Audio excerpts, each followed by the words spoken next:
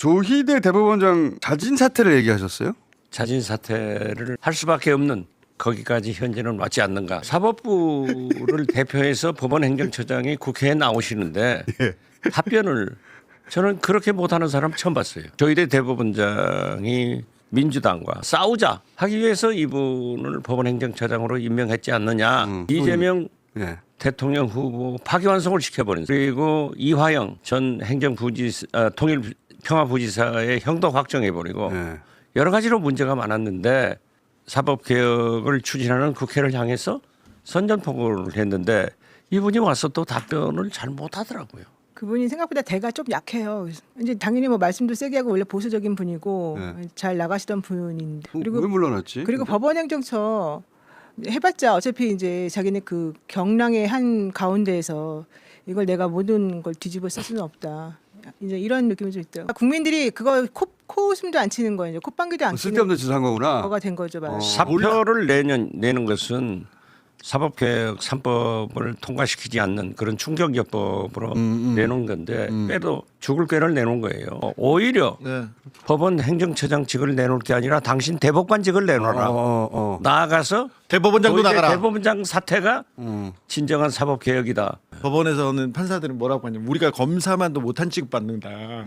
그 얘기 검사들 당할 때하고 똑같은 거 아니냐 그 얘기 자주 섞여서 그 얘기하고 있어요. 나름대로 조희대 대법원장이 출근길에 몇 번 발언을 했습니다. 센 발언을 했고요. 그다음에 법원장 회의를 했어요. 그리고 법원 행정처장이 사표까지 던졌는데 아무도 지금 이게 조희대 대법원장은 세상 물정을 잘 모르시는 것 같아요. 그 파기환송 때도 그랬고 보면 이 박영재 대법관을 내세워가지고 싸우자고 하는 것도 그렇고 잘 모르는 것 같아요. 이렇게 하면은 사람들이 어떻게 받아줄지. 그리고 출근길에 얘기하면 막 통할 줄 알고 그러잖아요. 아무 관심도 없는데 사람들은 이제 자기들이 얼마나 신뢰가 떨어졌는지 전혀 감을 못 잡는 것 같아요. 근데 실제 1년밖에 안 남았잖아요. 레임덕이고 대법관들이 지난번에 이재명 대통령 파기환송 이후에 많이 바뀌었어요. 내부적으로도 이 생각들이. 이제 사실 여기저기서 비난을 많이 받았고 본인들이 그냥 우리들한테 일반 국민한테 비난받은 게 문제가 아니고 법원 내부로부터 비난을 많이 받았어요.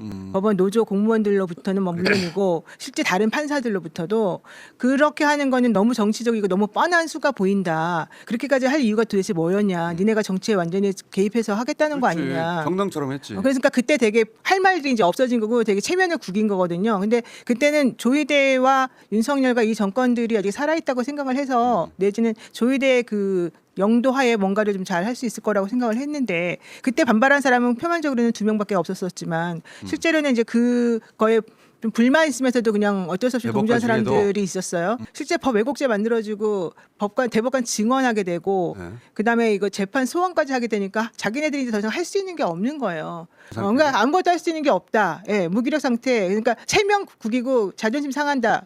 그런데 할 수 있는 게 없다. 아니 오동력 떨어지면 가구리 온 걸 알아야 돼요.